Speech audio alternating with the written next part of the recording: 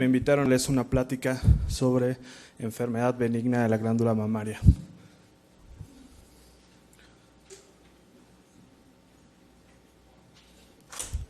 Bueno, vamos a empezar primero con los 4 tipos de tejidos que si quieren al final les paso la presentación. Perdón, vengo corriendo, la verdad me di una perdida, no tenía idea de dónde estaba, pero bueno, hay 4 tipos de tejidos que conforman la mama, son principalmente el tejido glandular, el tejido ductal, el estroma, el tejido fibroso y el tejido graso. Esos son los 4 componentes que tenemos que ver, tanto en un examen físico como en un examen radiológico. Ok, ¿cómo se va a hacer el diagnóstico de estas enfermedades? Se va a hacer mediante la historia clínica, la exploración de ambas mamas y las regiones axilares y la mamografía o la mastografía y la ecografía. En la mamografía se va a ver un patrón muy similar o un patrón que es continuo en las tumoraciones benignas, que son lesiones densas, que son lesiones homogéneas de contornos bien delimitados, ¿ok? Y en la ecografía siempre van a tener un reforzamiento posterior. ¿Por qué van a tener un reforzamiento posterior? Porque son lesiones densas. Esa es la razón, ¿ok? Bueno, antes de seguir vamos a ver lo que es la clasificación del VIRAT. ¿Alguien sabe qué es esa clasificación? ¿Alguien o empiezo a preguntar así? Doctora que está aquí, ¿me puede decir la clasificación del VIRAT, por favor? ¿Nadie? ¿Doctor? Ajá.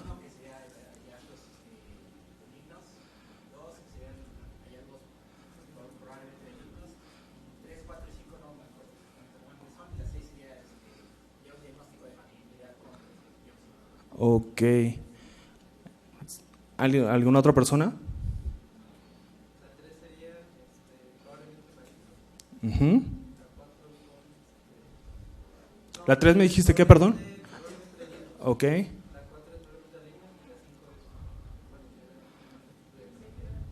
Ok, no. Perdón, pero no.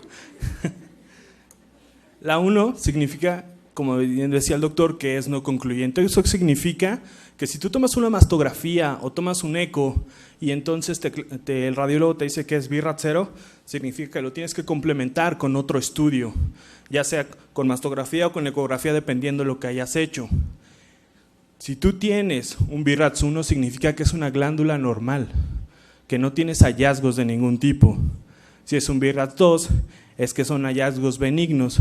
En esta clasificación entraría lo que vamos a ver hoy. ¿Ok? Hablando de los fibroadenomas, de la condición fibroquística de la mama y algunas otras lesiones. El 3 es que son hallazgos probablemente benignos. Los 4, el 4, no sé por qué dice indeterminado, pero bueno, es como probablemente maligno. Y el 5 se clasifica como alta sospecha de malignidad. El 6, como bien decía el doctor, es aquel diagnóstico que ya está hecho por histopatología. Algo muy importante y que a veces no nos queda muy claro es que mediante radiografía solo podemos hablar de sospechas de malignidad. Nunca nos van a dar un diagnóstico, ¿ok? Así se vea la peor imagen del planeta, hay que hacer una biopsia, ¿sí? Y más adelante vamos a ver cómo es que esto se clasifica. Bueno, la mama, ¿cómo se divide la mama? La mama se divide en 5 segmentos o 5 cuadrantes y en líneas. El segmento superior externo, superior interno, inferior. Bueno, creo que es un poco obvio cómo se va a dividir, y además la cola de Spence o la cola axilar. ¿Cuál es la otra forma? En líneas. ¿Alguien sabe cómo son esas líneas? Son 3 líneas. A, B y C. ¿Quién lo dijo, perdón? ¿Me puedes decir cómo son? ¿Cuál es la A?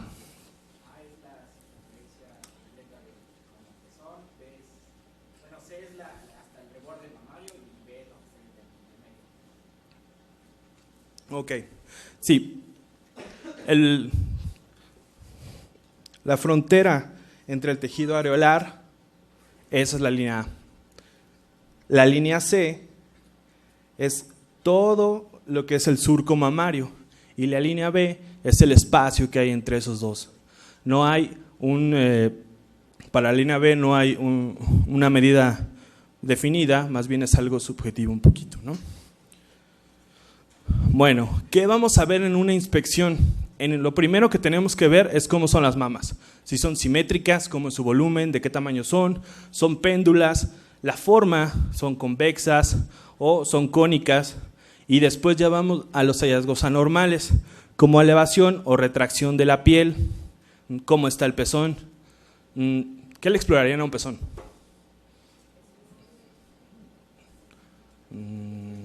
Doctora que está ahí atrás. Disculpen, no me sé sus nombres.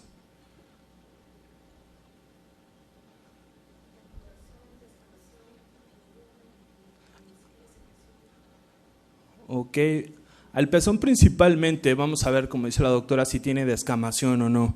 Si tiene descamación, ¿en qué pensarían? Una areola con un pezón que tiene descamación.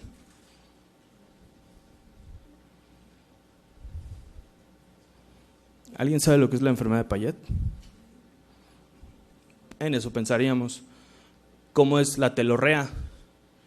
Si es unilateral, si es bilateral, si es sanguinolenta, si es de características lácticas o, si es de características leucorreicas, ¿no? Vamos a ver si hay inflamación, edema o úlceras en las mamas. ¿Okay? Otra cosa, no todo lo que está ulcerado es cáncer inflamatorio, porque muchas veces así contestan y no todo lo que está ulcerado es cáncer inflamatorio. El cáncer inflamatorio, ¿ya les dieron la clase de cáncer? Bueno, lo van a ver en la clase de cáncer y tiene que tener características histológicas específicas. Pero bueno, esa es la clasificación de la OMS para las lesiones benignas de la mama. Se dividen en tres, en lesiones no proliferativas, en lesiones proliferativas con atipia y lesiones proliferativas sin atipia y con atipia. ¿Okay? Nosotros nos vamos a quedar hasta aquí porque estos ya se clasifican como lesiones premalignas. ¿Y cuáles son los síntomas o los signos que tenemos que ver en una exploración? Es si hay inflamación o edema y si esto es fisiológico o no, los nódulos que vaya a haber, la mastalgia, si hay un nódulo palpable o no, cómo es la telorrea y si puede haber un absceso o solamente es inflamación de los senos. ¿Okay? ¿Alguien me puede decir qué es esto? Es un ducto terminal. Es un ducto terminal normal. Pueden ver cómo está conservada la arquitectura, las glándulas. Está un poquito alargado, pero está normal. ¿Y esto? ¿Perdón?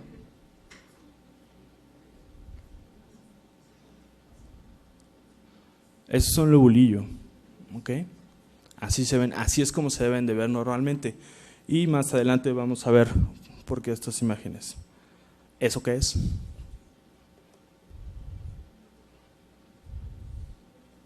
¿Ven la similitud entre esto y esto?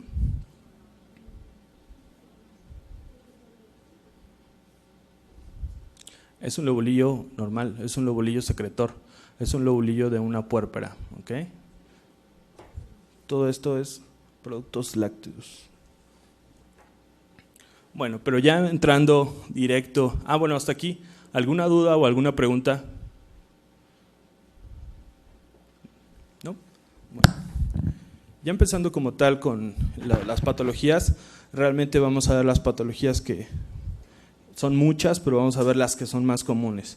La condición fibroquística de la mama, antes llamada mastopatía fibroquística o enfermedad fibroquística de la mama. ¿Por qué le cambiaron el nombre? ¿Por qué es condición fibroquística? ¿Perdona?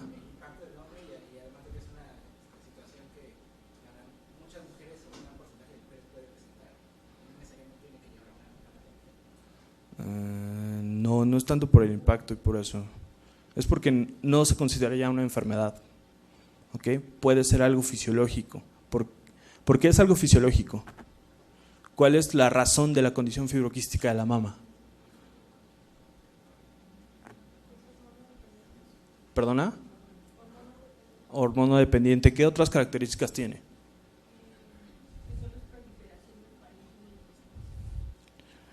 Ok, pero eso también puede ser una hiperplasia.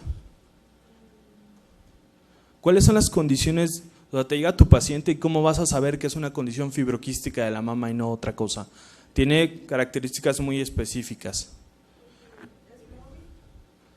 Es también un fibroadenoma, puede ser móvil.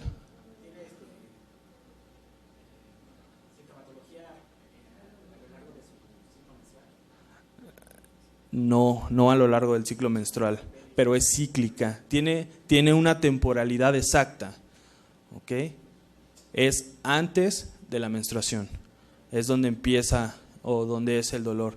¿Qué otras cosas van a ver en una exploración de condición fibroquística de la mama? ¿Qué van a sentir? ¿Cómo la sienten cuando la tocan? Doctores allá atrás.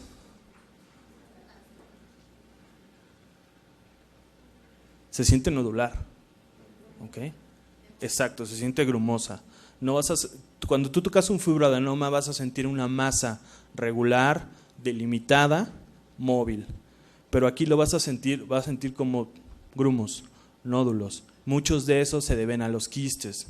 Es cierto, es una enfermedad hormonodependiente, pero la característica principal es que el dolor es cíclico, viene antes de la menstruación. ¿Okay? Como dice la diapositiva, bueno, es una condición benigna, es la más común entre todas las mujeres, una incidencia de la OMS de hasta el 53% y la mayoría de ellas es en etapas reproductivas. ¿Okay? Es muy poco frecuente en la posmenopausia, y si la paciente presentó condición fibroquística de la mama y tú le das reemplazo hormonal, la puede volver a presentar por las hormonas que le están dando. Como decía la doctora, es una exageración de la respuesta del tejido, es una hiperplasia de la glándula mamaria sin atipias que es dependiente de los ciclos hormonales.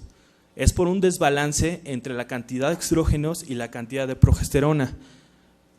Debe de haber un balance alrededor de 2:1. Sin embargo, cuando tú tienes más progesterona, vas a tener mucho más, vas a ser más propensa a tener una condición fibroquística de la mama, pues la progesterona es aquella hormona que va a ayudar al crecimiento de este tejido. También aumenta con la producción diaria de prolactina, o las pacientes que tienen hiperprolactinemia son susceptibles a sufrirla. ¿Okay? ¿Alguien sabe por qué? ¿Qué es lo que hace la prolactina en la mama?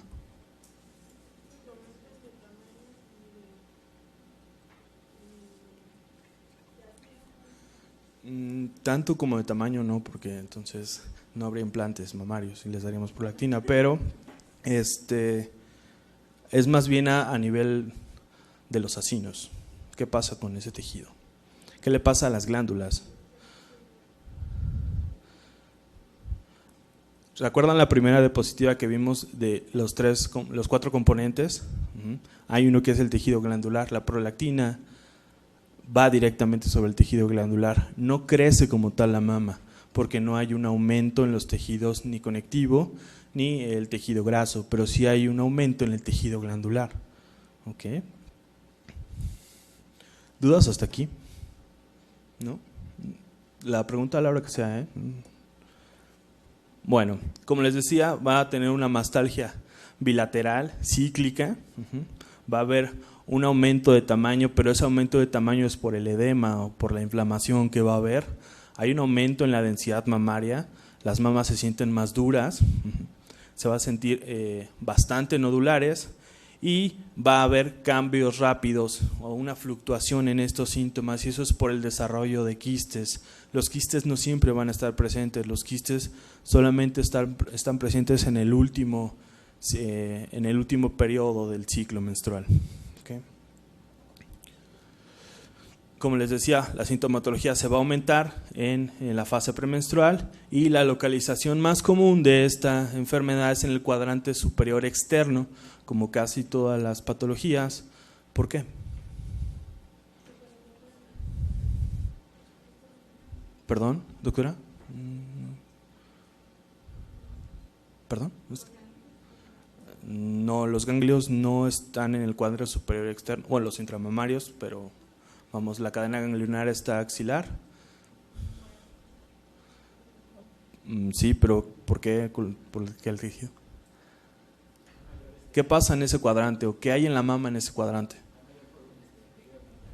Exacto, hay muchísimo más tejido glandular.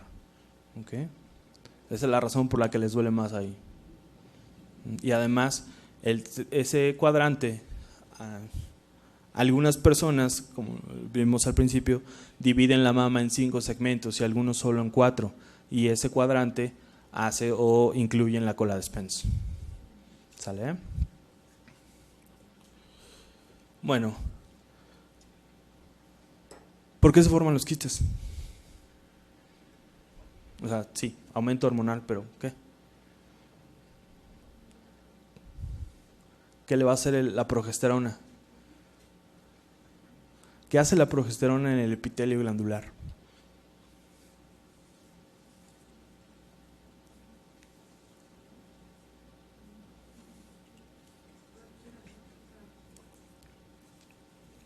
Hace que las glándulas se vuelvan secretoras.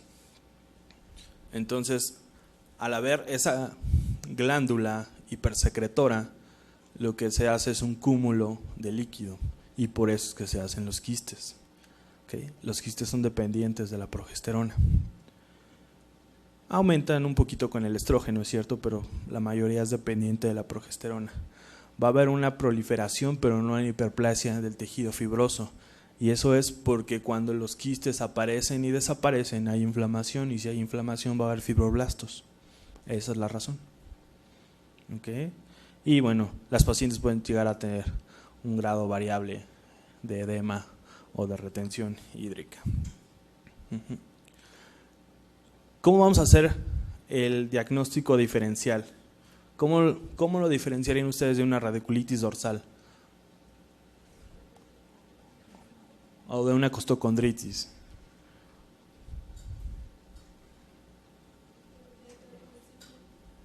¿Qué más?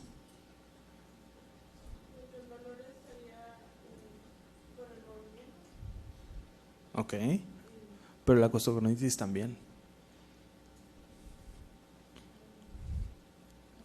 Otra vez es cíclico. ¿Qué más van a encontrar en la exploración física?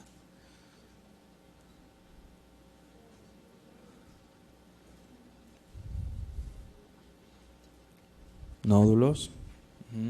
¿Cómo va a estar la piel de esa mama? Tensa. ¿Perdona? Disculpa, no te escuché. No está hiperémica.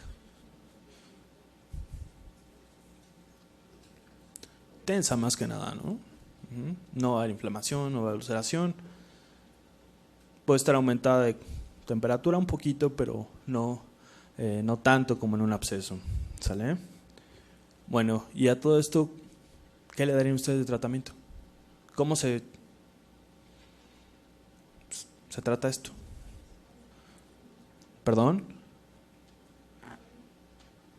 ¿Quién dijo Inés? Ok. ¿Qué tipo de AINES? En específico, ¿cuál es el que recomienda la COG? ¿O que es el mismo que recomienda la Comego?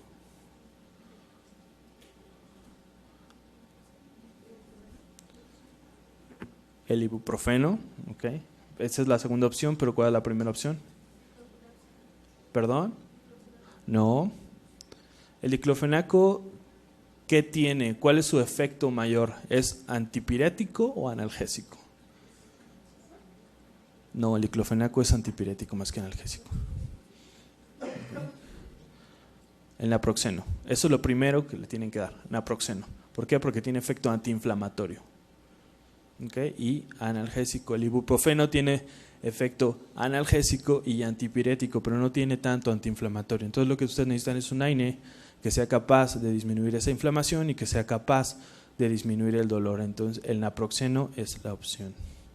¿Y qué más? ¿Qué más le dicen a su paciente? ¿Perdona? Ok. ¿Qué más?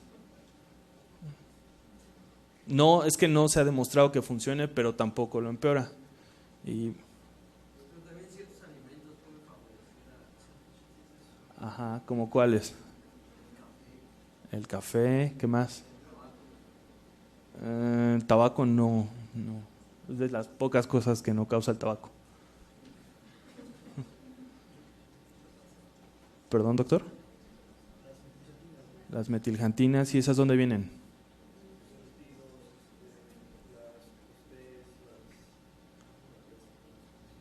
Ok, es cierto. Bueno, para propósitos de este examen, es cierto. La verdad es que no se ha demostrado.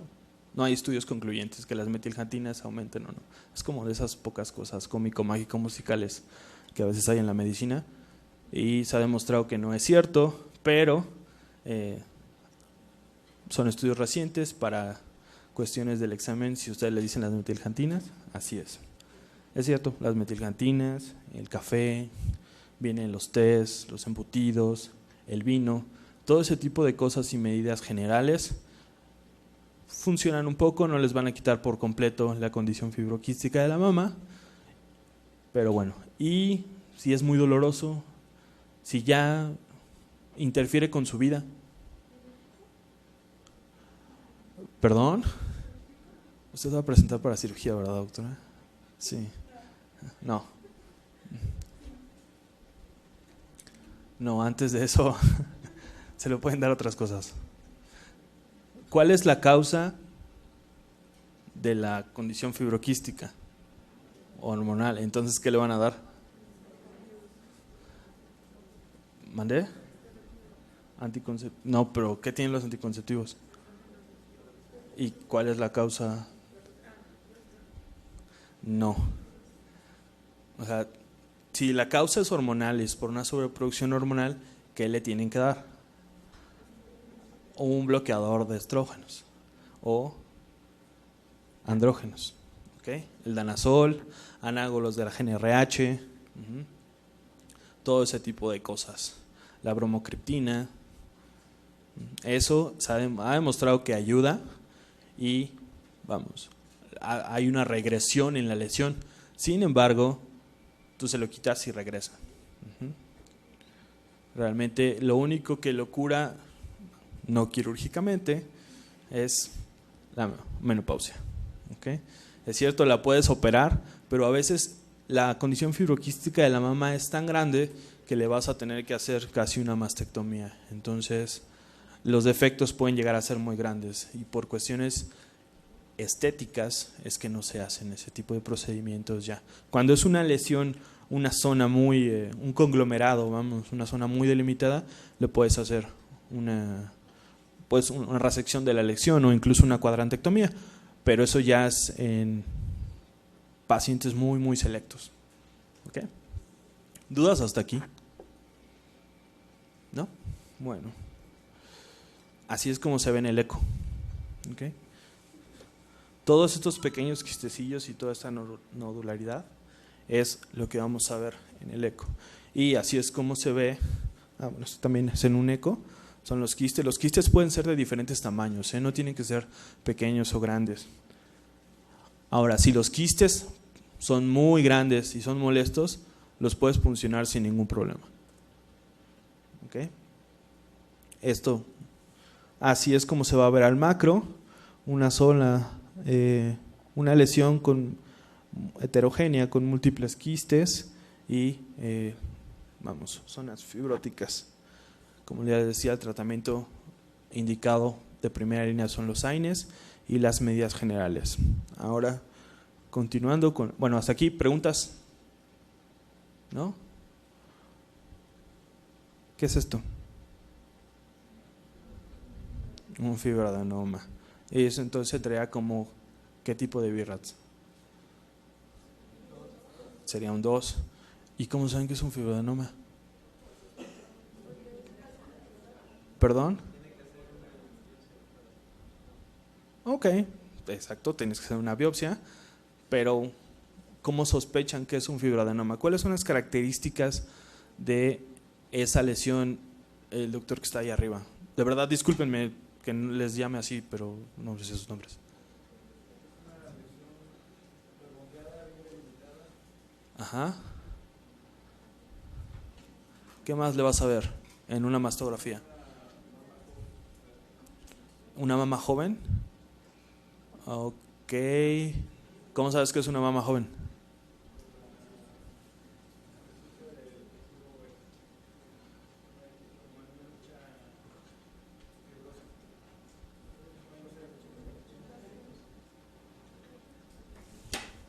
Pues aquí sí se ve fibrosis. Estos ya serían los otros que, vamos, no viene al caso mencionar, pero serían los 4 componentes según el doctor Stavros, que son de poca densidad, heterogéneamente denso, con lesiones focales. Esta es una mama heterogéneamente densa, ¿ok? Pero vamos, aunque sea una mama joven, ¿cómo sabes que es un fibroadenoma? O sea, lo que me refiero es cuáles son las características de esa lesión, porque así es como se los van a preguntar. Es una lesión bien delimitada, redondeada. Cuando está toda blanca, ¿cómo se llama? Es homogénea, ¿ok? Eso es lo importante, que es homogénea.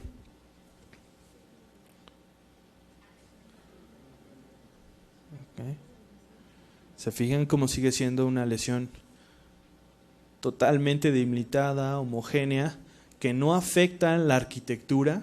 O sea, no hay retracción de las líneas ni de los ligamentos de Cooper. Eso es como pensamos o sospechamos que es un fibroadenoma y sigue siendo un BRAF2. Okay.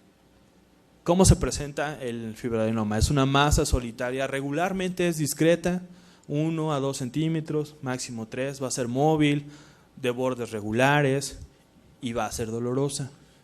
Esta tiene, o ¿cómo es el dolor de esta lesión? ¿Es cíclico? ¿No es cíclico? ¿Perdón? ¿Por qué?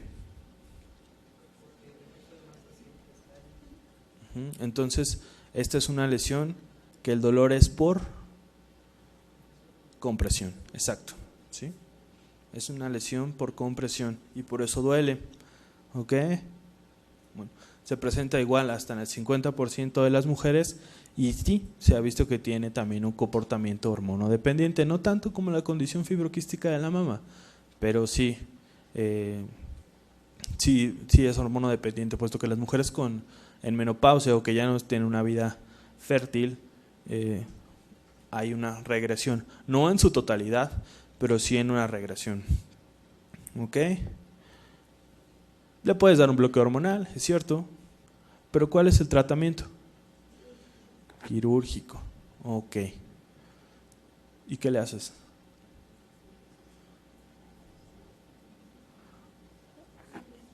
¿Mandé?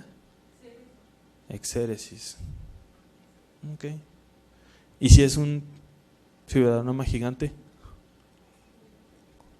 También le quitas nada más el pedo, sí. ¿Mandé?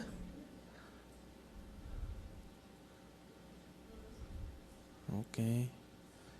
Tiene que ver mucho la cirugía con qué tipo de paciente es, qué tantas mamas tiene y qué tan grandes son sus mamas, ¿no? A algunas pacientes se les puede hacer una cuadrantectomía, algunas pacientes, por ejemplo, hay una condición que se llama fibroadenoma gigante juvenil, que son más grandes de 7 centímetros y estos por lo regular son llevados a mastectomías porque son recurrentes. Los quitas y vuelven a salir, y vuelven a salir, y vuelven a salir. Y al final de cuentas te vas a acabar todo el tejido de la mama, entonces es mejor que quites la mama de una sola vez. Ok, mande. No, solo es el tamaño, no hay otra cosa.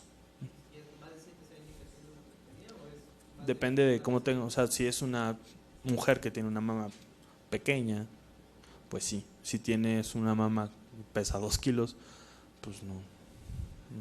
Sí, le puedes hacer y al final le puedes hacer reconstrucción con el mismo tejido. ¿Sale? ¿Cómo se llama ese patrón?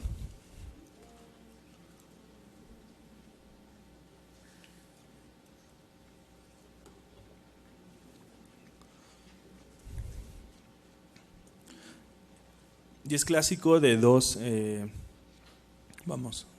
condiciones o de dos enfermedades de la mama.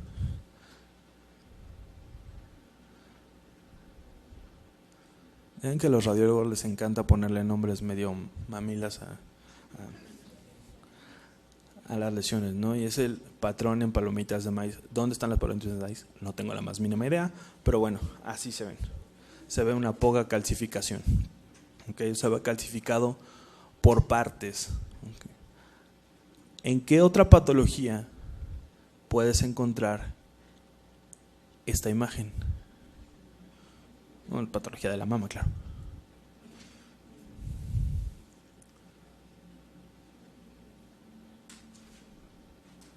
Que antes se pensaba que era una condición maligna, pero ya se ha visto que no lo es tanto.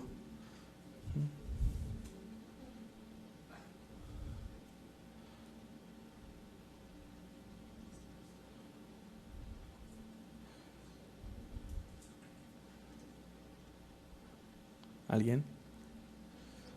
¿Saben lo que es un tumor filodes? Ok. Doctor, ¿qué es un tumor filodes? Ok. Doctora. Doctor. ¿Alguien? De verdad, si les pregunto no es así como por estar fregando, es porque yo que sé que son las 6 de la tarde, todos tenemos hambre, sueño, y pero pues que sea un poquito más dinámico esto, ¿no? Eso de sentarme a oír clases hasta a mí me da hueva.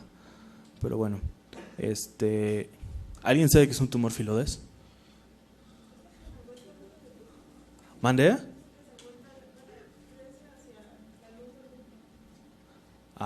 No, ese es un carcinoma ductal. Ok, el tumor filodes es aquel tumor que tiene dos componentes estromales.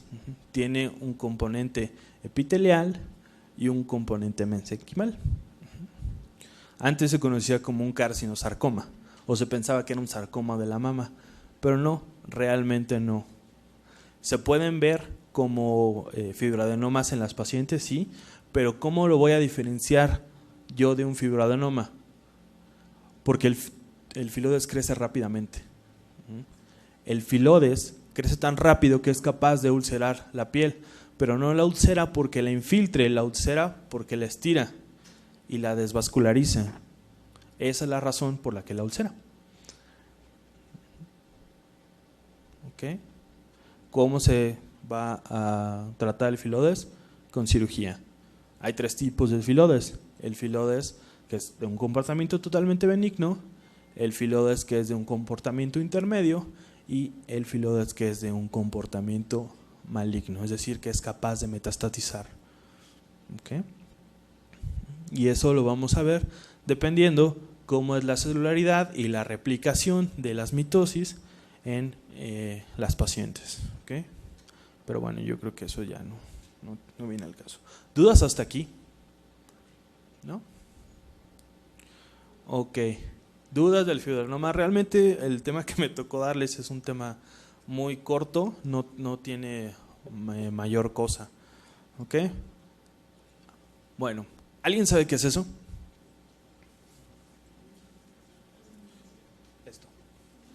Esto que está aquí.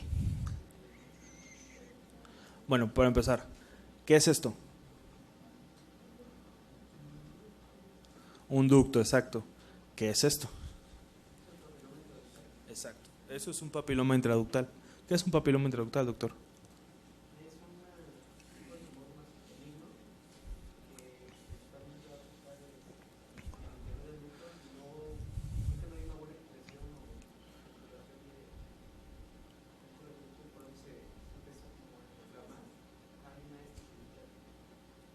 No.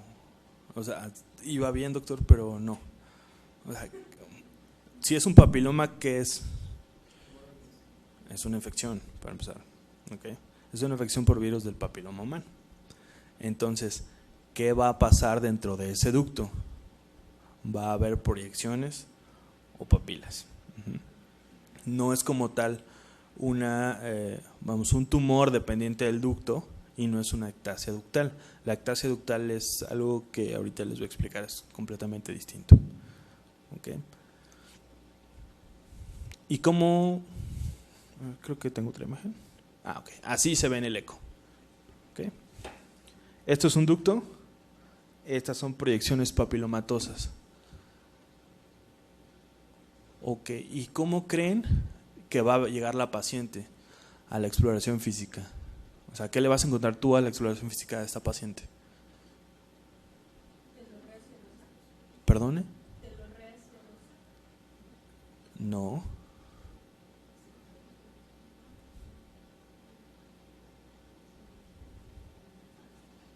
Y esa es la razón por la que lo confunden mucho con cáncer. Es una telorrea, pero es una telorrea sanguinolenta, doctora. ¿Okay? Y todos dicen, no, es cáncer. No, no es cáncer, es un papiloma intraductal. ¿Qué más voy a ver? ¿Cómo va a ser esa telorrea?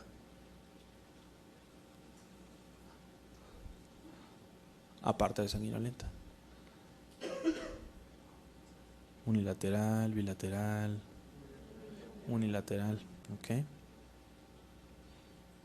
¿Va a haber dolor? No va a haber dolor. ¿Cómo va a estar el pezón?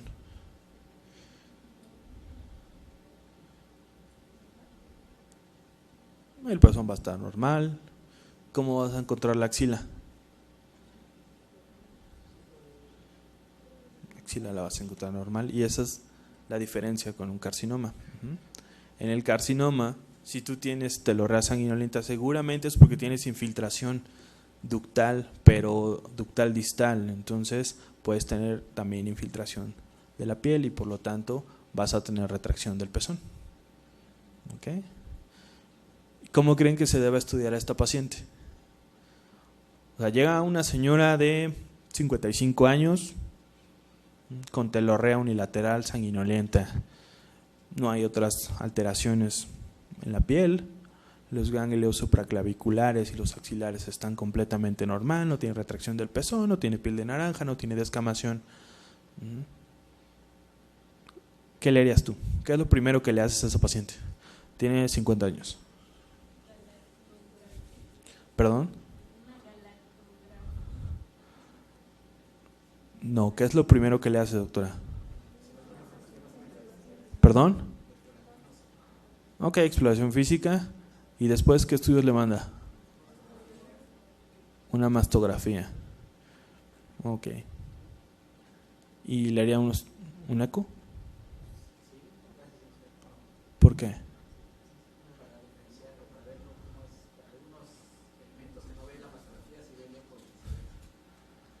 No, doctor. ¿Cuál es la indicación de hacer un eco? ¿O por qué hacemos un eco y no una mastografía en una paciente? ¿Perdón? Ajá.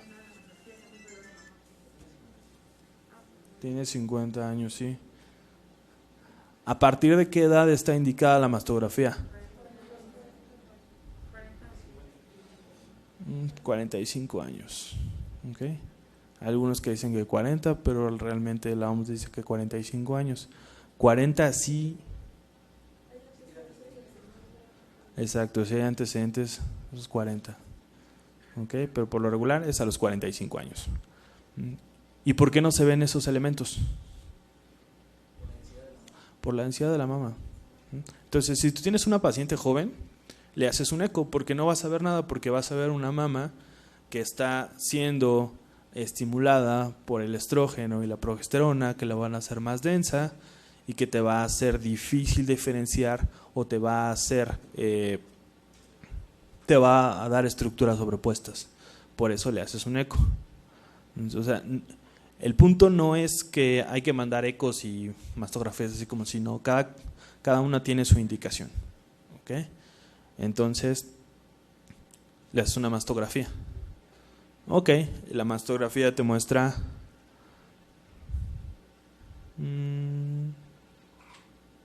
te muestra eso, pero eso no es una mastografía. ¿Qué le haces entonces? Ahora sí. Ahora sí, doctora, ¿le hace la galactografía? Exacto. Le hace una galactografía. Y entonces te da una imagen así. ¿Ok?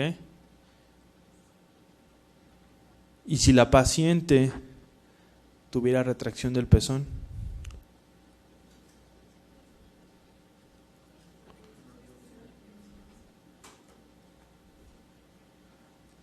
una biopsia. ¿Dónde biopsiaría usted, doctor?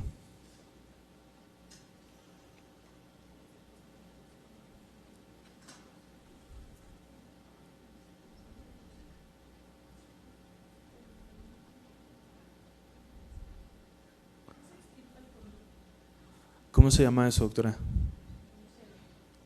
¿Alguien sabe? La resección de los conductos galactóforos tiene un nombre. Cirugía de Ader. Así es como sería la biopsia. ¿Okay? Se hace una incisión periareolar, se deja 1 centímetro de colchón de tejido de la areola hacia los conductos y todo lo demás, o todos los conductos de atrás se van. Hay algunos que lo ferulizan, hay otros que no. ¿Okay? ¿Cómo lo ferulizan? Meten una sutura y van solamente por el conducto. Pero bueno, si ya están ahí, tiene 50 años, quítenle todos los conductos. Así es como se vería en el eco. Ok. ¿Cómo se define como una masa ocupante que tiene una proliferación papilar en los conductos galactóforos y que estos se van a ver dilatados? Eso es lo que vamos a ver en la mastografía o en la galactografía, lo vamos a ver dilatados. ¿Okay? La mayoría de las lesiones son lesiones pequeñas, de menor de 1 centímetro, pero puede haber de 1 centímetro, perdón, pero pueden tener algunas tan grandes como 4 o 5 centímetros. La mayoría de estas pacientes se presenta durante la menopausia. ¿Okay? Es una secreción, una telorrea sanguinolenta del pezón, va a haber mastalgia, no va a haber ganglios palpables y lo más importante es que no hay un efecto de masa o no hay una masa que tú puedas palpar a comparación de un carcinoma retroareolar donde vas a sentir una mama palpable. Esa es la cirugía de Ader.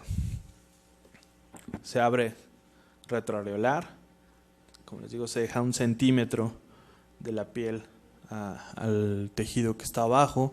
Ese centímetro es para no desvascularizar y se hace una resección de todos los nódulos. ¿Okay? ¿Preguntas hasta aquí? ¿No? Bueno, realmente esas son como las condiciones más comunes que hay. No me quise meter tanto, no quise llenarlos de información, sino lo más sencillo. Y bueno, como les decía, esas son las lesiones no proliferativas. Hace rato el doctor me preguntó qué era una ectasia ductal. Una ectasia ductal es cuando hay una proliferación de las células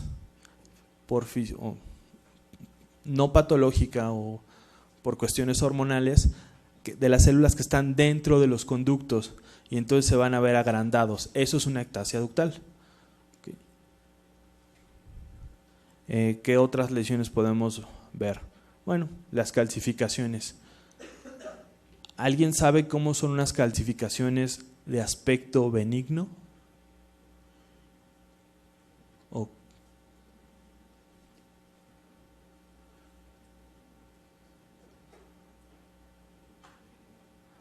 No, las calcificaciones de aspecto benigno van a ser menores a 1 milímetro.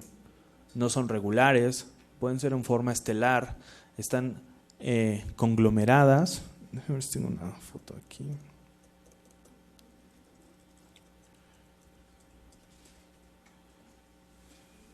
que no se ve muy bien, pero bueno. Aquí hay unas pocas calcificaciones. Es un conglomerado desordenado. Tienen que ser,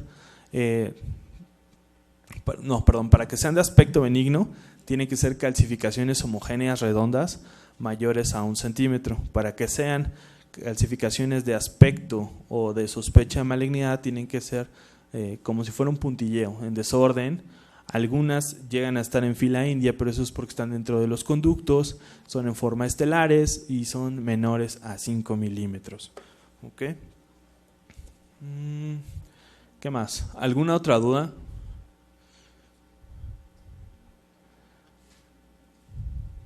Bueno, mande.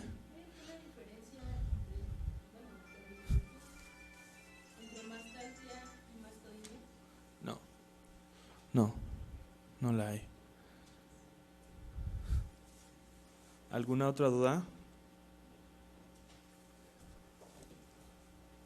¿No? Bueno, vamos a hacer un ejercicio. Femenina de 52 años, gesta 3, 2 partos, una cesárea, que viene a consulta porque tiene mastalgia. Tiene una mastalgia que se presenta dura. Ella todavía está menstruando, que se presenta 5 días antes de su ciclo. No tiene ninguna otra alteración. Perdón, es del hospital. Tiene edema en las mamas son péndulas, simétricas, el pezón no tiene telorrea, no hay ganglios linfáticos, ni axilar ni supraclaviculares. El dolor refiere que que se localiza en el cuadrante inferior externo y que se irradia hacia arriba. No cede con nada. ¿Qué creen que sería? ¿O qué le explorarían? Tiene 52 años. ¿Cómo la tratan? O sea, ya sé que saben el diagnóstico, pero a mí lo que me interesa es, bueno, ¿cómo la vas a estudiar correctamente? ¿Qué le vas a pedir? ¿Qué es lo primero que le haces?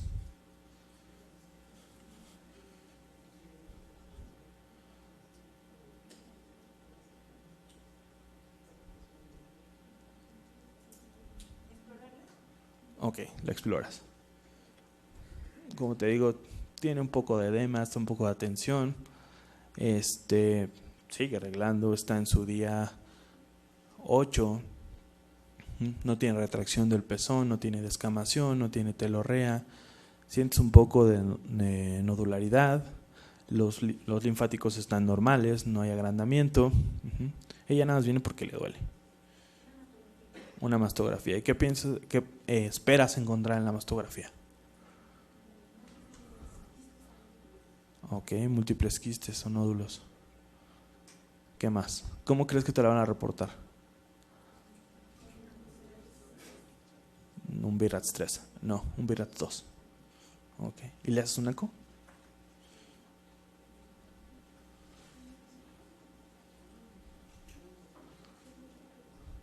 ¿Alguien más? Doctores que están ahí atrás, ¿le hacen un eco? ¿Por qué?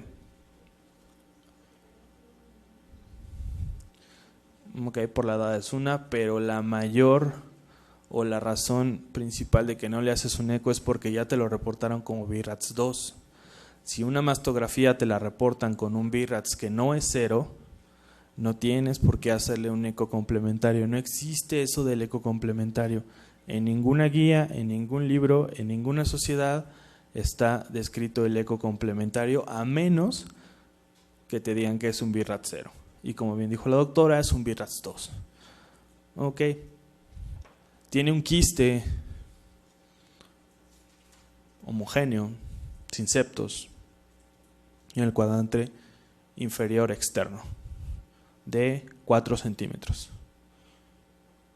¿Qué le haces al quiste? Ok. Lo aspiras. ¿Y qué más le das a la señora? O le dices, ya, le quita el quiste. Le das Sinus, es lo único que hay que darle. Ok. Y ¿qué tal si te la reportan como BIRATS 3? ¿Qué haces? ¿Cuál es la conducta adecuada para una paciente con una mastografía o un eco BIRATS 3? ¿Mandé? Seguimiento en 6 meses. ¿Por cuánto tiempo? Ajá, por 2 años. Y luego, o sea, exacto, bien. Es BIRATS 3, no es biopsia. La biopsia está indicada a partir del BIRATS 4. No es una biopsia, le haces una mastografía, un estudio radiológico cada 6 meses por 2 años. Y si después de esos 2 años te siguen reportando BIRATS 3 y no hay cambios, ¿qué le haces? Vas por ellos, la das de alta. No. Tienes 52 años. No. ¿Qué dice la OMS?